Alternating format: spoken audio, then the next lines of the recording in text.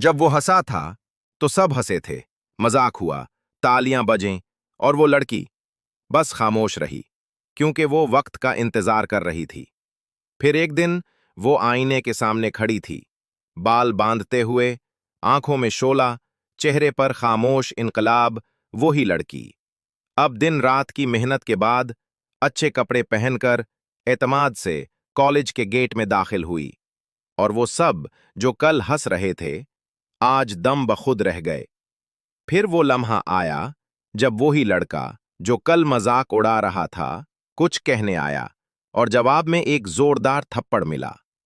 आज वो स्टेज पर है, हाथ में अवार्ड, चेहरे पर सुकून, और वो लड़का पिछतावे में सर झुकाए खड़ा है। ये उसकी जीत नहीं थी, ये उसके गरूर की हार थी। हर दौर औरत का दौर हो सकता है, बस वो खुद को पहचान ले।